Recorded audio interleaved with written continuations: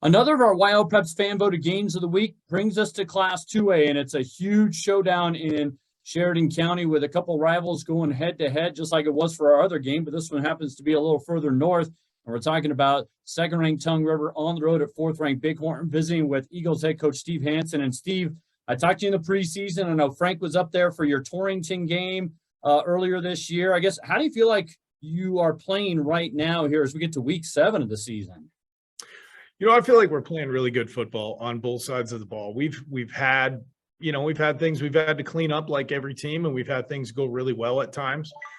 For this point in the year, though, we're about as healthy as a team can be for week 7, and we're really adding a lot of complexity to both sides of the ball. So I feel really good about where we're at. I know that you had a lot of guys coming back, but you had to, have some kids step in certain areas. How have they done? How has your team progressed in the right direction, I guess?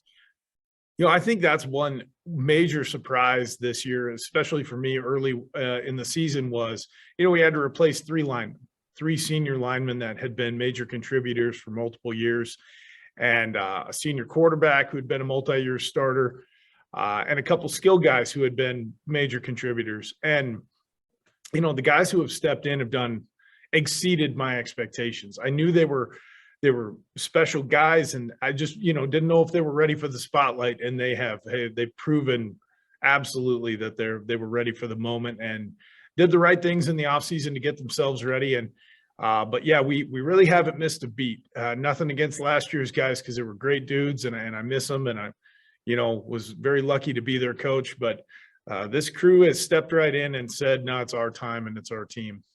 Let's start in the trenches. What are you seeing out of your lines, both offensively, defensively, that's allowing you to have success? Because it begins and ends there, basically. Absolutely. And being the offensive line coach on the O side of the ball, I'm very proud of my Hogs up front.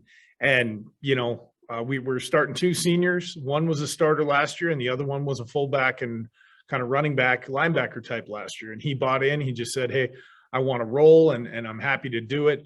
And he's been a tremendous asset to us this year. Just a great tenacity, undersized dude, but just getting it done. And young guys filling spots. And we have 3 brand new starters, aside from the 2 seniors that have stepped right in and been more than serviceable. They've been very dependable. Defensively, we are fast up front. Our defensive front is gets off the ball quick. They're, again, not huge guys. We're undersized up there, but they don't play like it, and they create a ton of chaos, which is what we want out of our scheme. I was going to say, in terms of that speed up front, how beneficial is that in terms of maybe catching opposing teams' offensive line off guard a little bit? It is very beneficial, especially the way we kind of turn them loose at times. Really what it does is it really opens the door for our linebacking core, which is the most talented linebacking core I've ever coached. As a collective group in 17 years of coaching football, I've never had a group this talented. Wow. Talk about Connor. What has he done at quarterback to really steer the ship in the right direction, I guess, for lack of a better phrase? Connor is a cool kid, and I mean that kind of in 2 ways. One, in his demeanor. He's got great pocket presence. He's got a great release. He makes quality reads. He's got wonderful chemistry with his teammates, which really helps. He's been throwing the ball to a couple of those guys since they were just little tykes playing flag football. So he's got great chemistry with them. But he's just a very, very cool-headed young man in the pocket. And he's done a great job of not getting flustered, not allowing, a 3-and-out or a missed ball to affect the next play. He's done a great job of just kind of, okay, next play, or when there's a big play, he doesn't really overinflate. He stays pretty level, which is very important in that position. All right, well, let's move on to this big matchup. It's a huge rivalry. I kind of thought when I was talking with both you and Kirk back in August, we might get to this point. Did you expect this to be as big of a game as it is, especially in the 2A East right now?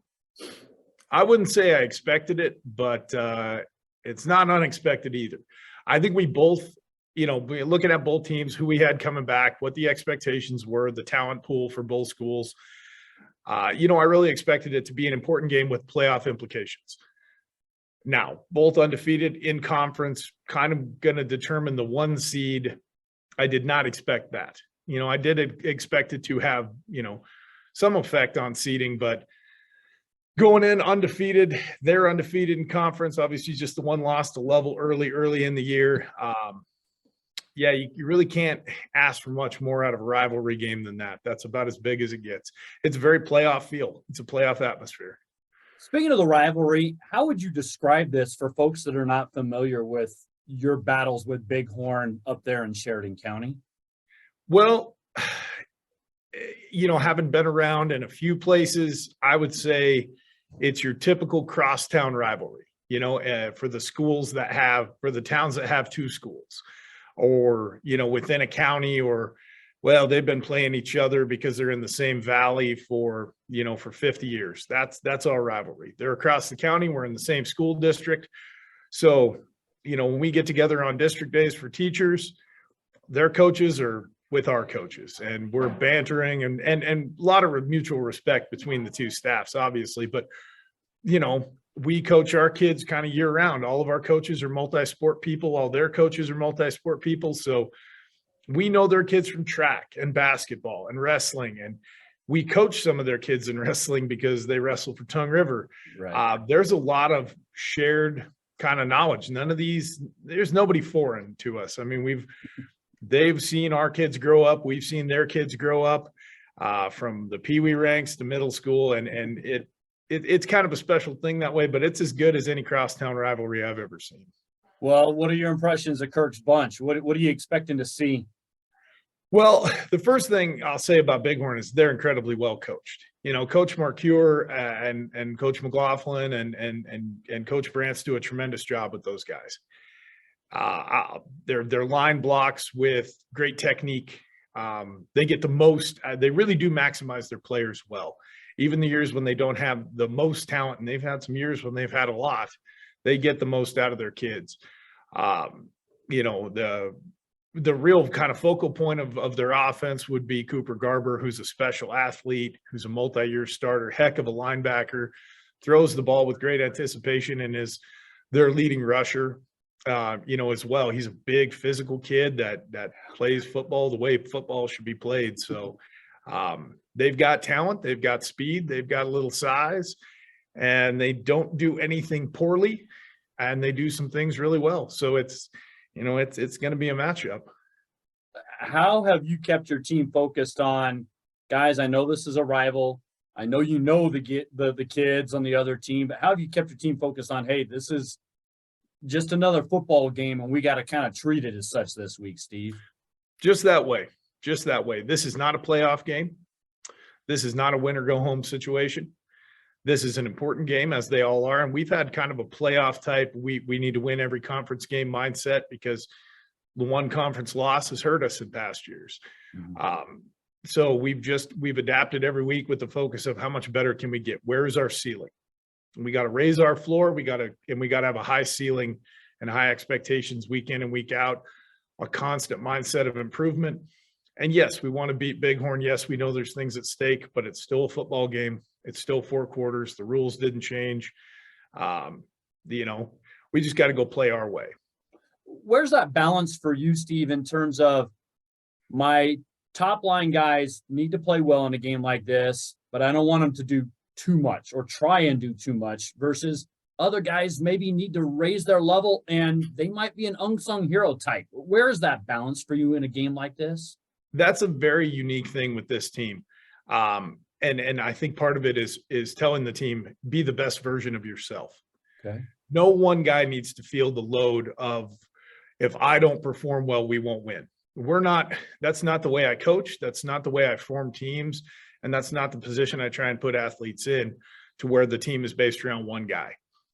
We've had games where Javin Walker's had multiple touchdowns. We've had games where Javin Walker hasn't had a catch.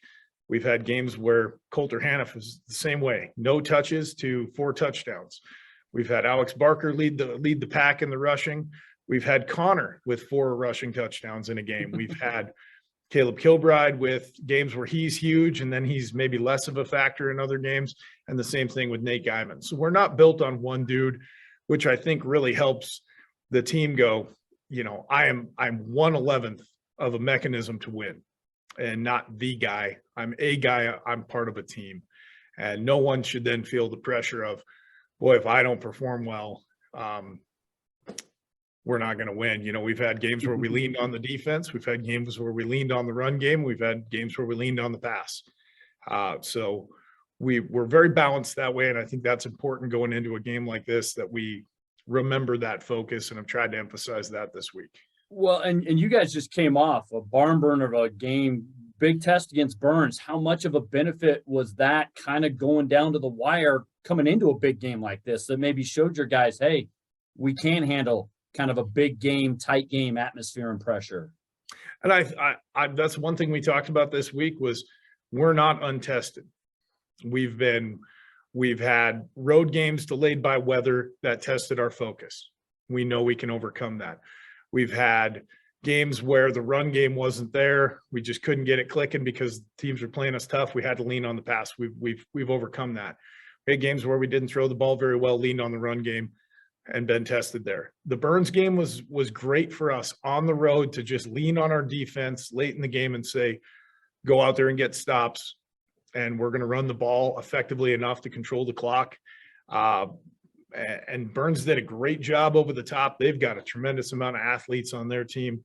And so that was really important to us this late in the year to go, we won on the road in a tough, tight game, but we just leaned on our scheme and said, okay, we can win a close one. And I think that's a valuable asset at this point in the year. Well, I guess ready or not, we're here, and ready or not, Bighorn's going to be ready for you. So it should be a fun one. I wish you all the best luck, Steve. Thanks for taking a few minutes and chatting with me about this big rivalry matchup. Thank you so much for having me. I really appreciate it. We continue the conversation with one of our fan-voted Wyopreps games of the week, and it takes us to a big rivalry up there in Sheridan County. First place on the line, some home field in the playoffs, all kinds of things at stake on Friday afternoon. Talking about Tongue River at Bighorn, and we continue the conversation with Bighorn head coach Kirk McLaughlin. It's been a while since I talked to you, but you have to be pleased with how you're playing, Kirk. You're sitting at 5-1, undefeated in conference at 5-0. How would you describe where your ball club's at right now? Really happy with the progress we've made all season long. Boys are playing hard. We're relatively healthy right now. We've put together a string of pretty good games, and we're excited about where we're at, and we're excited what lies ahead of us. Did you, I guess, anticipate this type of game this week between you and your county rivals? Yeah, I didn't know what the records would be, but I knew it would be a intense game with a lot on the line, but I didn't know where we'd be sitting tied for first at the moment. But how exciting to be playing your rival with a lot at stake. How do you describe this rivalry for folks that are not familiar with it? If I'm from a different part of the state, how would you describe Tongue River Bighorn matchups? It's not just football, it's any sport. There's always seems to be a bigger community turnout, a lot of excitement going in. We want to beat them, they want to beat us. There's a lot of bragging rights behind it. I know that that we've got people that grew up Bighorn that live over there, and people that grew up Tongue River that live over here. And I mean, it's been a rivalry for a long time, and it doesn't matter what sport or activity. We want to beat Tongue River, and they want to beat us. Well, let's talk about what do you feel has been the key to your improvement as the years gone along, and as you kind of put it, you've kind of grown up at the same time. Yeah, we found, I think offensively, we kind of found what really works within our kids and what our kids are good at. I think we've made some adjustments there. Defensively, we've really just pushed, getting downhill, being disciplined, and being where we're supposed to be. And our skills have gotten better. Simple skills like blocking and grading, we're grading out a lot better than we had been. I know Cooper probably gets a lot of the headlines, and justifiably so. He's having a good year at quarterback, maybe even a better year at linebacker for you. But who are some of the other guys that have kind of stepped forward into different roles? I mean, you can look at the stats and see names, but that doesn't always tell the whole story, I guess. Well, that's what's awesome about where we're at right now. It's not one guy. It's not a couple guys. you know, we got some new offensive linemen that are starting their first year that have really stepped up into their role and done a great job. AJ Moline and Kiefer Dunham are leading the way on that offensive line. They've done outstanding leadership there. You know, you got Cooper slinging it, but Dawson Richards has ran the ball well for us, but you know, we've got other weapons. You know, Dylan Greeno-Groom's a big time threat for us, but so's Drew Heerman, so's Caleb Gibson, so's Gavin Stafford. I mean, we got a lot of kids that can do great things for us. So it's not been one guy, it's been a unit, and that's what's exciting about where we are offensively. And the same goes defensively. We got a lot of leaders out there. Wyatt Brown's a big time leader for us defensively, but the guys I just mentioned before are the same guys leading on defense as well. And then you get guys like Colby Butler that's been a big time help for us on the defensive end, bringing the physicality. Well, let's talk about the matchup. What do you see in Steve Hanson's ball club this year? Very athletic. They're big play. They got a big play offense, and it's not one kid. It's a bunch of athletes out there, and they've got a great scheme that matches their personnel. They're going to play hard. They always do. Defensively, they're going to be aggressive. They got guys that play downhill and get to the ball. The Axman kid's a great linebacker, but it's not like you can just throw it on them because they've forced a lot of turnovers too. So they got a lot of great things going for them. It's not one guy or one thing. It's a lot of different things, and they're going to be tough to stop. Well, I mean, you guys are the top two offenses, I think, in 2A right now, at least on your side. One of you does better against the run. One of you does better against the pass. I mean, where do you see some of the, I guess, little finer points that maybe push it in your direction? Or are there any, I guess? Oh, we see some things, but I don't want to give that up. But they see some things too. So, we just, I don't know. It's hard to say that there's any great matchups that we can take advantage of. And I don't know what they would say about matchups, but, we just got to do what we do well and take care of the ball, limit our mistakes, and go after them. You mentioned that. Is this maybe a little bit of a different game in that you do have to worry about more guys making plays from the opponent than maybe past weeks, past games? Kind of take you back to level almost? They got a lot of threats. It's just different. We played a good Newcastle team, and they had two guys that could run the ball hard. It's just they have a different scheme where Tongue River, they definitely probably have more athletes on the field that could break a big wide open play against us. So, but you got to stay within your scheme. You can't get too crazy, and you got a game plan for them, but you can't go completely out of what you do and what you do well. Your guys know it's a rivalry. They know it's a big game. They probably know what's at stake. How do you keep your kids just focusing on the game and not getting surrounded by hoopla and hype that guys like me create a little bit? We just stay focused on what we need to do to be successful and not around all the hoopla surrounding the game. I don't care if we're 5-0 in conference or 0-5 in conference, and the same goes for them. This game matters. So it's always mattered. And we took it on the chin last year, and we didn't like it. So we've come in with the mindset that it's not, the one seed and all that stuff that comes with winning the game is great, but we want to just win the game, regardless of what comes with it. Let me rephrase that. Where's the balance for you, Kirk, when you look at this game and go, all right, my big time playmakers need to play well, but I don't want them to do too much versus other guys that may have to lift their game because they could play that kind of unsung hero role. Where's that balance on your squad? That's a good question. That's kind of a tough one to answer, just because, we're going to run what we think is going to work. And in some plays, we can't just go, hey, so-and-so is getting this ball and we're trying to isolate this guy. We're going to try to take what they give us and go do our best as far as the play con goes from there. And then the kids with the execution do our best to set them up and make sure they're ready to go.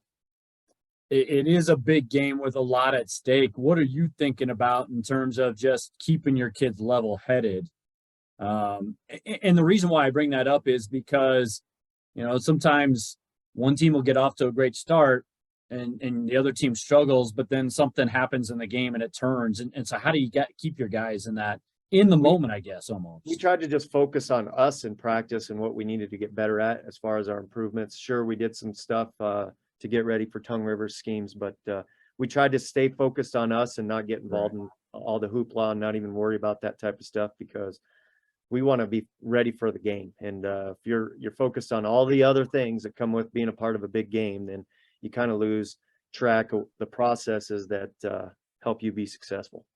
Is this kind of a newer experience though at the same time for your group, Kirk? I mean, obviously you guys have been at a big level, but maybe not quite the top level in 2A or 1A you were a couple years ago.